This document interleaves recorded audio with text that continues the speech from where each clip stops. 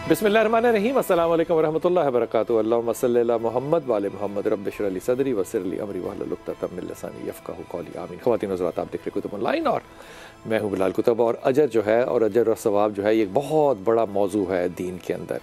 और मैं ईमानदारी से आपको कह रहा हूँ कि अगर मुझे फ़तवे का हक़ मिल जाए, जो कि नहीं मिलना, मैं सबसे ज़्यादा उन लोगों को बेहतर मुसलमान समझूं जो किसी की ज़िंदगी में कंट्रीब्यूट करते हैं, क्योंकि इसके ऊपर मैं आपको लगातार कई हदीसें दे सकता हूँ। इबादत करनी है वो अपनी जगह है, लेकिन जो कंट्रीब्यूट करते हैं वो बड़ी ही ज़्यादा अच्छी, आला और अल्लाह के नज़दीक पसंदीदा बात है।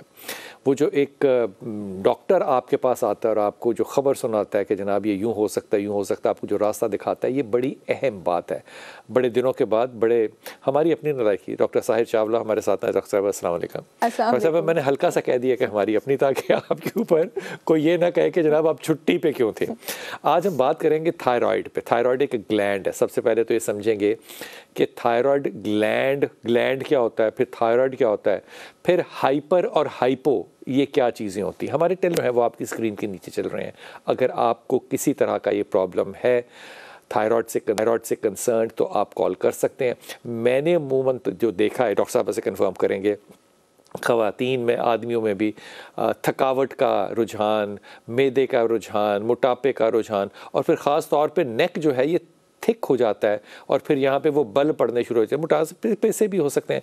ये सारे इंडिकेट कर रहे होते हैं। तो आज सबसे पहले तो डॉक्टर साहब को मैंने अपने थायराइड का जो टेस्ट है वो दिखा दिए हैं कि वो अपर रेंज में है। इनको क्या करना है वो बाद में करूँगा। डॉक्टर साहब अस्सलाम वालेकुम। वालेकुम अस्सलाम। डॉक्टर साहब, सबसे पहले तो ये बताइए कि ये ग्लैंड क्या चीज़ होती है। जी कुतुब साहब, थैंक यू सो मच। आपकी टीम ने ऑनर किया मेरी सजेशन को और ये टॉपिक जो है इसको ऑन बोर्ड लिया। ग्लैंड आपके पास एक ऑर्गन होता है, जैसे जिस्म के बाकी ऑर्गन्स होते हैं, जो कि अंदर से केमिकल्स, हार्मोन्स, न्यूरोट्रांसमीटर्स निकालता है, जो कि जिस्म के फंक्शंस को इन्फ्लुएंस करता है। बहुत अच्छी बात। ये ग्लैंड है। ये कई ग्लैंड्स होते हैं। जैसे हमारा यहाँ पे है ग्लैंड, यहाँ पे हमारी विंड पाइप के सामने ऐसे तितली की शेप का ग्लैंड होता है और विंड पाइप खूबसूरत सा होता है और विंड पाइप के सामने होता है। और दूसरी बात ये है कि आपकी बॉडी में जितने डोमिनेटिंग ग्लैंड, जैसे एड्रिनल ग्लैंड है जो गुर्दों के ऊपर लोकेटेड है, thyroid gland is one of the most dominating glands. और इस पे बात करने का मकसद भी यही है कि आपके जिस्म के हर फंक्शन को इन्फ्लुएंस करता है। आपके मेटाबॉलिज्म से लेके, यानी आपकी कैलोरीज की स्पीड पे बर्न हो रही हैं, आपकी रिप्रोडक्टिव एक्टिविटी से लेके, फर्टिलिटी से लेके, बॉडी टेम्परेचर से लेके, आपके हाजमे के सिस्टम से लेके, आपके कार्डियोवैस्कुलर दिल के फंक्शन से लेके, इट इज अफेक्टिंग एवरीथिंग। तो अगर थायराइड डीअरेंज्ड है, यानी कम है या ज्यादा है, तो हर चीज। हाइपो और हाइपर में क्या फर्क है? हाइपो जैसे कि नाम इंडिकेट करता है, थायराइड हार्मोन्स का लेवल कम हो गया। दो आपके पास थायराइड हार्मोन्स होते हैं, T3 और T4। बहुत सारे लोगों की मिसकंसेप्शन क्लियर करना चाहूंगी जो कि अपनी सेल्फ असेसमेंट की तरफ जाते हैं। लोग समझते हैं T4 फाइनल एक्टिवेटेड फॉर्म है, T3 फाइनल एक्टिवेटेड फॉर्म होती है। T4 प्री एक्टिवेटेड फॉर्म होती है। अगर इनके लेवल ज्यादा हो जाएं तो हाइपर होता है। और दोनों के जो साइंस और सिम्टम्स है ना, वो भी बड़े कंट्रास्टिंग है। अगर हाइपो हो तो कम होते हैं, अगर ज्यादा हो, ये ज्यादा रिलीज कर रहा हो, थायरॉक्सिन रिलीज करता है डेफिनेटली। थायरॉक्सिन क्या फर्क क्या पड़ता है इससे? फर्क आपके पास, अगर अब ज्यादा रिलीज करेगा तो मेटाबॉलिज्म ज्यादा तेज होगा, मेटाबॉलिज्म जिस्म की सारी तेज होगा, वेट लॉस होगा। ऐसे पेशेंट में जो डाइजेशन के सिम्टम्स होते हैं, बिकॉज बाल मूवमेंट ज्यादा हो जाएंगी, डायरिया की तरफ टेंडेंसी होती है। इसके बरक्स हाइपोथायराइडिज्म में बाल मूवमेंट्स कम होते हैं तो कॉन्स्टिपेशन की टेंडेंसी होती है। हाइपोथायराइडिज्म के पेशेंट को क्योंकि मेटाबॉलिज्म स्लो होता है, कैलोरी बर्निंग स्लो होती है, ठंड लगती है। हाइपर वाले के पाम स्वेटी होते हैं। लोग कहते हैं कि हमें रात को पैरों में ठंड लगती है, जुराबें पहननी है, गर्मियों में भी इनको थायराइड का प्रॉब्लम हो सकता है। बिल्कुल। आज सुबह ही मैं अपने मेरे यूके के क्लाइंट है, उनकी मैं 65 इयर्स के हैं वो, तो उनकी मैं कर रही थी कंसल्टेशन और उन्होंने मुझे बताया कि रात को बेटी मैं ना जराबे पहने बगैर आई कांट स्लीप। फिर साथ उनके 3 4 5 सिम्टम्स रिलेट किए और हालांकि रिपोर्ट्स उन्होंने बाद में भेजी, उनको मैंने पहले ही बता दिया था कि आपको हाइपोथायराइडिज्म है। बहुत ही क्लासिकल सिम्टम है। अगर आप गर्मियों में भी जराबे पहने बगैर नहीं सो रहे हैं ना, और वो बाकी के सिम्टम्स जिन पे अभी हम बात करेंगे उसके साथ रिलेट करता है, तो बहुत ज्यादा चांसेस हैं कि आपको हाइपोथायराइडिज्म है। इसके पता कैसे किसी को चले कि मैं टेस्ट कराऊं या ना कराऊं, या डॉक्टर से मशवरा लूं या ना करूं? क्या चीजें होंगी? 8-9 चीजें मैं आपको बता देती हूँ। अगर ये सब कोरिलेट कर रही हैं तो आपको डेफिनेटली थायराइड का टेस्ट कराना चाहिए। जी बिल्कुल। फिर इसको बात करते हैं। जी अस्सलाम वालेकुम निगत। वालेकुम अस्सलाम। सर मैंने ये बात करनी थी कि मुझे हर वक्त थकावट रहती है। अच्छा। और मुझे सर्दी भी हद से ज्यादा लगती है और गर्मी भी हद से ज्यादा लगती है और भूख इतनी ज्यादा लगती है कि मैं खाती रहती हूँ, मेरा पेट नहीं भरता। वजन कम है ज्यादा है? वजन कैसा तुम्हारा? वजन ज्यादा है डॉक्टर साहब। कितना ज्यादा मतलब? कद और वजन दोनों। कद कितना बताओ पहले अपना? हाँ, कद का तो नहीं पता, लेकिन मेरे ख्याल में 70 शायद मेरा वजन है। ये इनको वजन भी नहीं पता, मैं लिख के देती हूँ। वजन भी नहीं पता, मैं निगहत आपको लिख के देती हूँ, आपको अपना वजन नहीं पता। अच्छा, एक बात तो ये है कि दो चीज़ें हो सकती हैं। अगर हर वक्त भूख लगती रहती है ना, जो लोगों को क्रेविंग होती है, या तो ये प्री डायबिटिक है, इंसुलिन रेजिस्टेंट है, और वजन भी बढ़ रहा है तो प्री डायबिटिक हो सकती है। अगर ये खाती रहती ना और वजन ना बढ़ रहा होता तो या तो कीड़ों की टेंडेंसी होती है या फिर इनके पास हाइपरथायराइडिज्म का प्रॉब्लम होता है। लेकिन अगर खा रही हैं और वजन भी ज्यादा, ये खुद मान रही है ज्यादा, हालांकि डायबिटीज की तरफ जा रही है, इनका डायबिटीज का इशू है। दूसरा जो कह रही है थकावट रहती है, एक आप विटामिन डी चेक कराएंगी निगहत, एक आप B12 चेक कराएंगी। मैं लिख के देती हूँ आपका विटामिन डी कम आने, और अभी प्रिस्क्रिप्शन बता रही हूँ 10,000 इंटरनेशनल यूनिट विटामिन डी और 100 माइक्रोग्राम विटामिन के डेली आप लेंगी नाश्ते में टेस्ट कराने के बाद। ये जो यूनिट्स बता रही है ना, ये उस पे लिखा होता है, ये जरूर देख लिया करो, टीके के ऊपर 10,000 IU इंटरनेशनल यूनिट्स लिखा होता है, वो पढ़ के लेना। 10,000 लेने हैं। अच्छा डॉक्टर साहब, मेरी बात सुने, मैं दवाइयाँ लेती हूँ तो ठीक रहती हूँ, दवाइयाँ जब खत्म होती है फिर वही हालत है। कौन सी दवाइयाँ लेती हो? ये विटामिन डी की जो बता रहे हैं, ये दवाइयाँ मैं लेती रहती हूँ। डॉक्टर के पास जाऊँ तो वो यही दवाइयाँ देते हैं मुझे।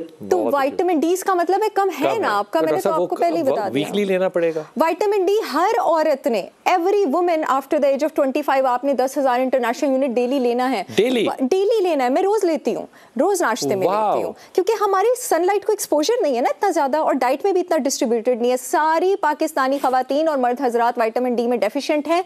आप प्लीज सब विटामिन डी लिया करें। विटामिन बी कितना लेना है? विटामिन B12 आपने, अगर आपका कम आता है 1000 mcg, 1000 mcg माइक्रोग्राम कम डोज होती है, वो आपने 2-3 महीने तक लेना है। उसके बाद फिर अपने सीरम B12 लेवल्स चेक कराएं और उसको मॉनिटर कर लें। वैसे अगर मेरे क्लाइंट्स में B12 की बहुत ज्यादा कमी ना हो, मैं उनको B12 देती नहीं हूँ, मैं डाइट के थ्रू ऊपर ले जाती हूँ, रेड मीट वगैरह के थ्रू। तो बेटा ये जो डॉक्टर साहब फरमा रही है, ये आपकी समझ में आनी चाहिए बात कि ये मामला जो है ना, ये थायराइड से ज्यादा ये जो इंडिकेट कर रहा है, ये या प्री डायबिटिक है या डायबिटिक है, क्योंकि खा रही हैं, भूख बाकायदा लग रही है आपको, तो आप अपना HbA1c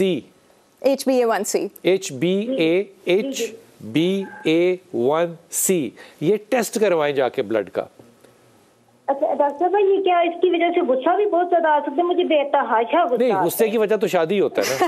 विटामिन डी की कमी से भी गुस्सा आता है निगहत। मैग्नीशियम की कमी से गुस्सा आता है। मैग्नीशियम 500 मिलीग्राम रोज रात को ले, मूड अच्छा होगा, ठीक है। और सुबह उठ के वॉक पे निकला करें, 1 घंटा लोगों से मिलने से पहले अकेले टाइम गुजारेंगे, you will feel better. Magnesium कौन सा वाला लेना चाहिए? मैग्नीशियम आपको ऑक्साइड लेना चाहिए। मैग्नीशियम ऑक्साइड, ये इतना टेक्निकल मैंने सवाल पूछा। मैग्नीशियम सल्फेट मत लीजिएगा, सल्फेट नहीं लेना वो बाथ्स में होता है।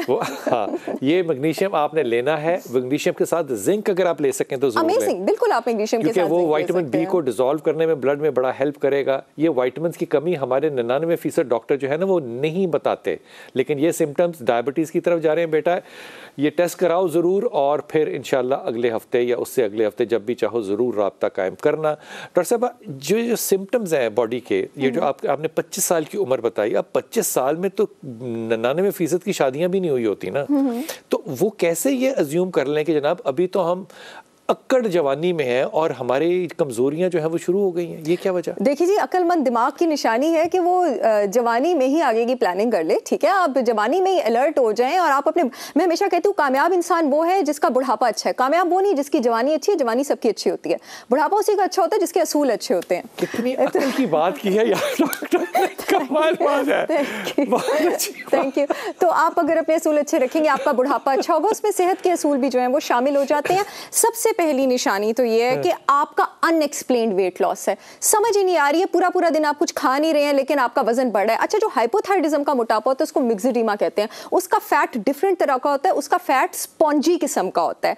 तीसरी चीज, स्पॉन्जी से ढलका हुआ और ऐसे ना वो ढलके ढलके जिस्म नहीं होते जिस तरह।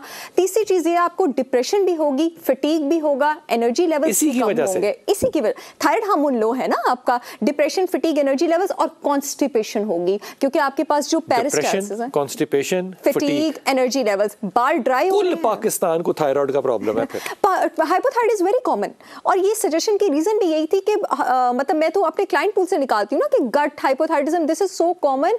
और मैं ये बता दूं कि जो 90% केसेस हैं हाइपोथायराइडिज्म के, वो ऑटो इम्यून डिजीज हाशिमोटोस थायराइडाइटिस की वजह से हैं।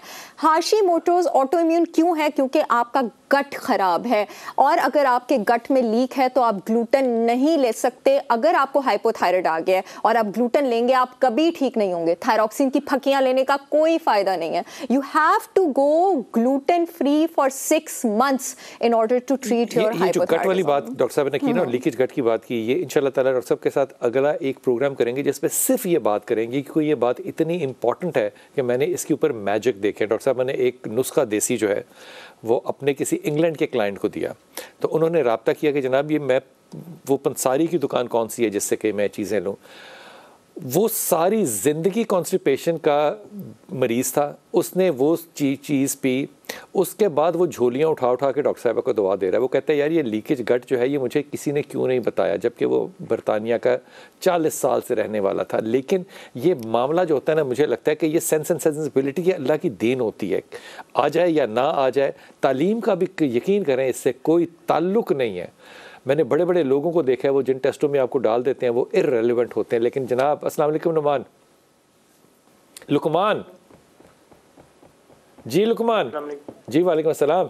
सर जी मेरे घर वालों का मसला है थोड़ा। घर वालों से मुराद बेगम? जी जी जी फरमाओ। उनका ये है कि वो कुछ खा नहीं सकते हैं, वो सुबह भी यानी कि कोई आधी रोटी बड़ी मुश्किल से खा लेते हैं और फिर कहती मेरा दिल खराब होता रहता है, उल्टी सी जैसे, बस बिल्कुल भी जो है ना। बच्चे हैं तुम्हारे? जी जी, 2 बेटा एक बेटी तो है। काम शाम करती है सारा दिन बेगम? क्या करती है? जी जी, घर के काम है। घर के काम है, करती है। कितना वजन और हाइट कितनी है उसकी ये बताना। उम्र भी? उम्र उनकी तकरीबन है 25-26 है। और कितना कद कितना है? कद 6 फुट तकरीबन। अबे नहीं 6 फुट की हो सकती बेगम यार, तू किस इलाके में रहता है? पाकिस्तान है ये? जी जी। क्रिकेट खेलती है बेगम? जी बेगम क्रिकेटर है या बास्केटबॉल खेलती है? नहीं। हाँ 6 नहीं हो सकता, 5 होगा, 5.5 होगा। 5 फुट कोई 3-4 इंच है। हाँ तो 6 में और 5-3 में बड़ा फर्क है ना। और वजन कितना है उसका? वजन किया कभी? 68 है। हाँ तो ये बुरा तो नहीं है। अगर खाने के बाद प्रॉब्लम्स हो रही हैं, आप एक तो उनका फूड एलर्जी टेस्ट कराएं। इससे पहले कभी इस तरह का कुछ हुआ था? कितने अरसे से ये हो रहा है? नहीं, ये तो काफी 3-4 साल से हमने उसकी दवाइयाँ काफी ली हैं। और दवाइयाँ क्या ली बेटा? ये जो ड्राइजिक और ये डाइजेक्स, ये तो आम वो खाती रहती है हर टाइम, मतलब इसके बगैर तो उसका गुजारा ही नहीं है।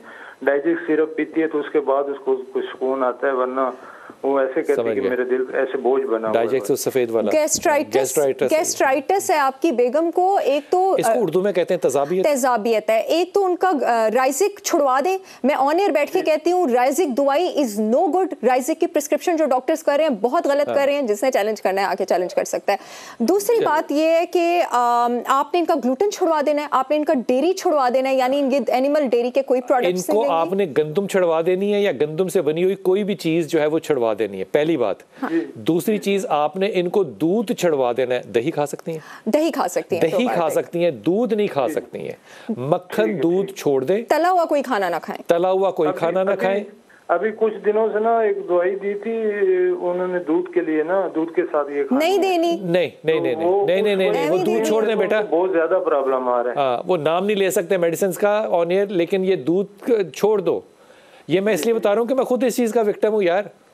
जी जी। तो गंदम नहीं खानी है पहली बात। वो मैं जब गंदम खाता था तो मुझे डॉक्टर साहब पे गुस्सा आता था, अब मुझे नहीं आता। इतना बड़ा फर्क है, नहीं सोच सकता कोई आदमी यार ये बात कि खाने और ना खाने में। गंदम या गंदम की बनी हुई कोई चीज, अब वो ब्राउन व्हाइट और बेकरी में मत जाना, कुछ नहीं खाना। एक दूध किसी सूरत में नहीं पीना, दही खा सकती है। ये डाइट इतना करके देख लेना तो उसको 50% फर्क पड़ जाना है। जी जी। लेकिन मेडिकेशंस ना ले, जी जी, उससे फर्क पड़ेगा। फिर हम तो गांव के रहने वाले, गंदम के अलावा हम क्या खाएंगे? नहीं आप तो गांव के रहने वाले, आपको तो ज्यादा अनाज पता होना चाहिए। आपको ज्यादा इल्म होना चाहिए। गंदम के अलावा क्या क्या खाया जाता है? आप मकई खाएं, ग्लूटेन फ्री है वो बिल्कुल। अब बता के तू रहता है गाँव में। आप जवार जौ खा सकते हो? जी जी खा सकते हैं। वो भुट्टा जो होता है क्या कहते हैं उसको? मकई खाएं आप, बेस्ट ग्लूटेन फ्री रोटी है मकई। मकई बहुत अच्छी रोटी है, मकई खाए। ठीक ठीक। और कुछ अर्सा कद्दू की सब्जियां खाएं सिर्फ, ठीक है? 2-3 हफ्ते पता क्या करें, सिर्फ कद्दू, माड़ू, लौकी किया, इसके आप इनको फीकी फीकी सब्जियां बना के दें। थोड़ा सा चावल किसी टाइम खा सकती हैं, मकई की रोटी दें, कोई और तला हुआ खाना ग्लूटेन डेरी ना दें। चावल जो है ना दूसरे वो जो बनाते हैं ना प्याजी पुलाव, वो बिल्कुल भी नहीं वो खा सकती प्याजी पुलाव। सफेद जो चावल वो जो बॉईल करके स्ट्रेन करके चावल देना यार, वो वाले दें। तो तुझे मेरा लुकमान तुझे अगली बात पूछनी चाहिए थी कि डॉक्टर साहब आपने ये जो सब्जियां बताई हैं, ये सारी सब्जियां 350 से 550 रुपए किलो है, तो कुछ थोड़ा सा मैं नंबर भेज रहा हूँ, मुझे पैसे भी जो है ना वो भेज दें। ये इतना मैं ईमानदारी से कह रहा हूँ यार, मैं सोच नहीं सकता था कि पहले लोग जो थे वो दाल सब्जी खाते थे तो गरीब थे। अब एक दरमियाने तबके का आदमी जो है ना वो दाल सब्जी नहीं खा सकता। दाल की कीमत और बॉयलर की कीमत एक बराबर हो गई है। ये कमाल बात है। मैं आज सुबह का एक हादसे कहता हूँ वाकया, ब्रेक से वापस आता हूँ तो आपको सुनाता हूँ कि कीमतें जिस तरह बढ़ रही हैं, डॉलर जिस तरह बढ़ रहा है, इस मुल्क में किसी को एहसास है कि रोटी खाएंगे तो जिंदा रहेंगे? क्या किसी का एहतराम होगा अब, या सब जो है वो अब सैलानी पे अपने आप को रजिस्टर करा रहे हैं? लेकिन इससे बड़ा मेरे ख्याल में कोई फतवा नहीं हो सकता अगर हमारे उलमा इकराम हुकूमत को ये देते हैं कि जितने अदारे लोगों को रोटी खिलाते हैं उनके आटे और उनकी चीनी और उनके खाने वाली चीज़ों पे से गवर्नमेंट के टैक्सेस जो हैं वो ख़त्म कर दिए जाएं। हुकूमत ये भी नहीं कर सकती।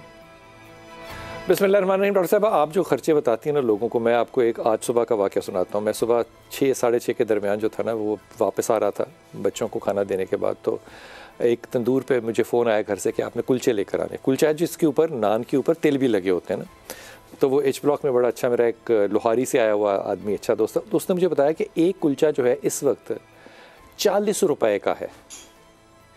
अच्छा, वहाँ पे थोड़े से ऐसे लोग खड़े थे जो कि यूनिफॉर्म्ड थे और मुझे पता था कि वो नाइट ड्यूटी करके आए होंगे और वो सरकारी मुलाजिम थे। तो उनमें से 2 लोग जो थे, उसने मुझे बताया कि ये 2 बच्चे रोज़ आते हैं जब घर जाने से पहले, तो ये आधा प्लेट चने और 2 नान लेते हैं और 2 नौजवान 6-6 फुटिये जो है वो खाते हैं। तो मैंने उससे कहा, मैंने कहा यार आज के बाद ना तुमने इसको 1 चने की प्लेट पर पर्सन, 2 नान और अंडे वाला तुमने इसको चने देना, दोनों को जितने मर्जी हों। उसने उनके आगे रखे ना, तो उन्होंने कहा कि यार ये नहीं, ये ज़्यादा है। उसने कहा नहीं, ये कोई साहब पे कर गए थे। तो उन्होंने कहा किन्ने लोगों ने पे कर गए? उन्होंने कहा जी जिन्हें मर्जी बुला लो। उसने फ़ोन करके अपने 8 दोस्त बुलाए वहाँ पे। ये सारे जो लोग थे ये मेरी और आपकी हिफाजत के लिए हैं। वो जब डॉक्टर साहबा बताती हैं ना कि ये सब्ज़ी खाएं, खुदा की कसम मेरा दिल जो है ना वो मुंह को आ जाता है कि या अल्लाह हम सब्ज़ी खाने जोगे भी रहेंगे कि नहीं। यूनिफॉर्म शख्स जो है जब वो भूखा होगा तो आप उससे एक्सपेक्ट करते हैं कि वो सड़क के ऊपर जो है वो इंसाफ दे आपको। पता नहीं कौन लोग हैं जिन्होंने ये फैसले करने हैं। जी अस्सलाम वालेकुम कॉलर। यास्मीन बेटा। अस्सलाम वालेकुम। वालेकुम सलाम। यास्मीन टेलीविजन बंद कर दे बेटा।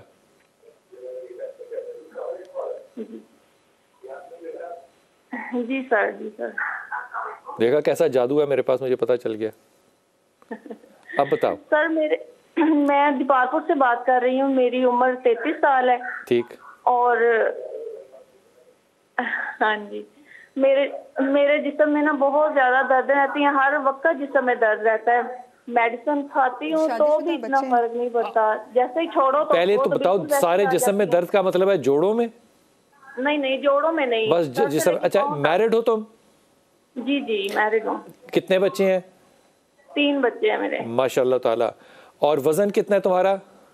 मेरा 62 वजन है। और हाइट कितनी है? 5 फीट 3 इंच। 5 फुट 3, 62। तो कोई विटामिन डी, कैल्शियम, B12 ये सब लेती हैं आप? जी, जब जाते हैं डॉक्टर पास तो वो सब कुछ देते हैं, वो जब तक खाते रहो तब तक ठीक है। तो बेटा बस खत्म हो गई बात, जवाब तो आपके पास खुद मौजूद है, आपको खाते रहना है।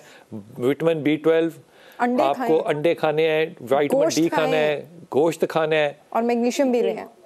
मैग्नीशियम बिल्कुल लें, मैग्नीशियम जरूर लें। ये बड़ा जरूरी है। ये पता, ये कोविड के अंदर वैसे मैग्नीशियम और जिंक की कहानी लोगों को समझ आई है कि वो जिसमें क्या क्या कर रहे हैं। और इसके अलावा आप इंटरमिटेंट फास्टिंग भी करें, ठीक है? क्योंकि अगर बॉडी में कोई मसल्स की कोई टेंशन है, कोई तोड़ फोड़ है टेंडन्स की, तो उसकी रीजनरेशन, उसका रिपेयर स्टार्ट हो। इसका मतलब कितने घंटे फास्टिंग करें? 16 घंटे फास्टिंग कर लें। 16 घंटे तो बहुत प्रैक्टिकल है। पानी पी सकते हैं, नींबू पानी पी सकते हैं, कहवा ले सकते हैं, हड्डियों की यखनी ले। अच्छा, देसी मुर्गी की हड्डियों की यखनी भी लें आप, ताकत आएगी जाएगी आप में। अगर देसी मुर्गी है आपके पास? मैंने जी नहीं, देसी मुर्गी तो नहीं है। जो यखनी ले सकती हैं। हाँ ले लेना, वहाँ पे पालना घर के बाहर पालो, छत पे पालो। पता नहीं लोग अब क्यों नहीं पालते, ये अच्छे खासे लोग पाला करते थे। नहीं होती है, नींद भी अच्छी नहीं आती है ना। मैग्नीशियम भी लें और बीफ लिवर खाएं। बीफ लिवर हफ्ते में 2 बार खाएं। बीफ लिवर 3 से 6 ounce serving. Beef liver sir सबसे ज्यादा न्यूट्रिशियस फूड है दुनिया में। नेम और nutrient, vitamin A, D, zinc, B vitamin सब कुछ है उसमें। Vitamin K. बीफ लिवर अच्छे ग्रास फेड बीफ का आप लिवर जो है वो ले सकते हैं अच्छे किसी भी लिवर या लिवर ऑर्गन मीट। ये कलेजी नहीं कहते? हाँ कलेजी ज्यादा पुने बगैर खा ले। गाय की कलेजी तो डॉक्टर कलेजी और फिफड़ा एक ही चीज है? नहीं, फिफड़ा इज लंग्स ना, तो मतलब खाने में, और उसकी न्यूट्रिशियस वैल्यू भी बहुत ज्यादा डिफरेंट है आपके पास। लिवर की न्यूट्रिशियस वैल्यू फिफड़े से बहुत ज्यादा है। तो अगर लिवर को वो जो पका कर भून के खाते हैं तो ठीक है, अमेजिंग। बीफ लिवर से ज्यादा न्यूट्रिशियस फूड आप इस टेबल पे लाके रखें, मैं अपना प्रोफेशन क्विट कर दूंगी। बीफ लिवर से ज्यादा डॉक्टर साहब कह रही है कि बीफ लिवर यानी कि बड़े का लिवर, इससे ज्यादा न्यूट्रिशनल फूड अगर कोई हो तो मैंने कमाल ही काम कर देना है। अब मामला यह है कि ये बुनियादी तौर पे अफोर्डेबल है पकाने के लिए। अच्छी खातून घर में होनी चाहिए या अच्छा आदमी होना चाहिए, पकाएं। मैं यकीन कीजिए हर कुर्बानी पे ये खुद पकाता हूँ और मेरे ख्याल में हज़म में थोड़ा सा प्रॉब्लम होता है। आपको फिर थोड़ी देर तक ज़्यादा भूखा रहना चाहिए क्योंकि मेरे लिए हैवी होता है, लेकिन उससे आपके बहुत से मसाइल हल होने के साथ साथ जो एनर्जी का प्रॉब्लम है सबसे पहले वो हल होता है। छोटा सा वक्फा, वापस आता हूँ। बिस्मिल्लाहिर्रहमानिर्रहीम। अब ये जो मैं बात डॉक्टर साहब से पूछने लगा हूँ, इसको ये ना कहिएगा कि ये जेंडर बायस है किसी भी सूरत में, लेकिन कुछ बीमारियाँ होती हैं जो ख़वातीन में ज़्यादा होती हैं और कुछ बीमारियाँ होती हैं जो मर्दों में ज़्यादा होती हैं। डॉक्टर साहब ये बीमारी जो है थायराइड की, हाइपो हो या हाइपर हो, ये ख़वातीन में ज़्यादा है या मर्दों में? सर ये खवातीन में ज्यादा, उसके पीछे एक स्ट्रॉन्ग रीजन है। 8 गुना ज्यादा है ये खवातीन में, और 8 टाइम्स ज्यादा है। और क्योंकि हाइपोथायराइडिज्म के जो 90% केसेस होते हैं वो हाशिमोटोस ऑटो इम्यून के होते हैं। तो मैं साथ ही ये भी बताते चलूँ, ऑटो इम्यून डिजीजेस भी खवातीन में ज्यादा होते हैं। उसकी रीजन क्या है आपके पास? मैं लोगों को एजुकेट करना चाहती हूँ। ऑटो इम्यून डिजीजेस, हाइपोथायराइडिज्म बहुत स्ट्रांगली लिंक्ड है एस्ट्रोजन से, जो आपके पास खवातीन का फीमेल सेक्स हार्मोन होता है। जहां पर एस्ट्रोजन का लोड, एस्ट्रोजन की टॉक्सिसिटी बॉडी में बढ़ी, क्योंकि लिवर ने उसको फ्लश आउट करना होता है, जहां पे लिवर पे लोड बढ़ा वहां पे आपको ऑटो इम्यून डिजीजेस भी होंगे, वहां पे आपको हाइपोथायराइडिज्म ही होगा। ये रीजन है कि अक्सर मेरे पास इतनी क्लाइंट्स है, प्रेगनेंसी के 4-5 महीने बाद हमें एकदम हाइपोथायराइडिज्म हो गया, यही हाशिमोटोस इस वजह से हो जाता है क्योंकि उनके हार्मोन लेवल्स इम्बैलेंस हुए होते हैं। अब किन लोगों में इसके चांसेस ज्यादा होते हैं?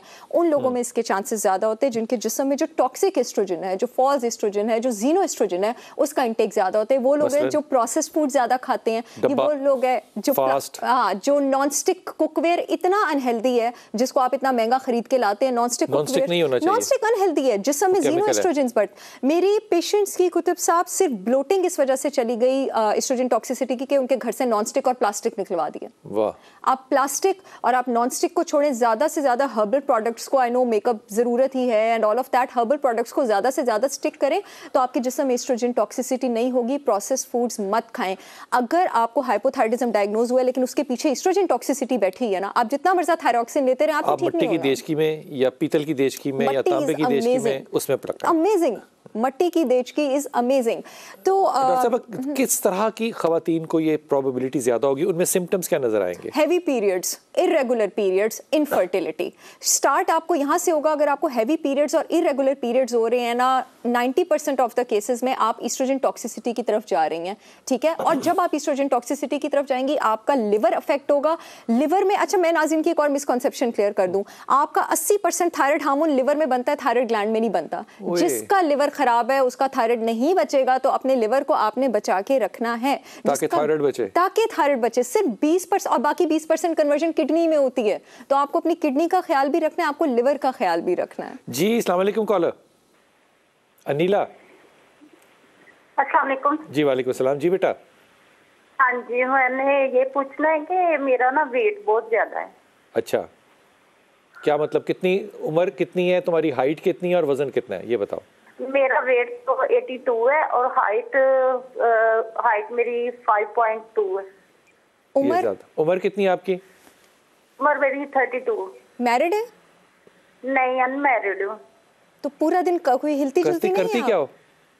घर में काम करती हूँ, मतलब खाना भी मैं कम खाती हूँ, एक सुबह रोटी लेती हूँ खुशक, दोपहर को भी एक और रात को भी एक। तो वेट मेरा बहुत, ये बहुत ज्यादा है। 3 रोटियां बहुत ज्यादा है। ये समझ में आती बात? वर्जिश करती हैं आप? नहीं, वो कभी नहीं कर रही क्योंकि मुझे खिंचाव जिस्म में बहुत होता है।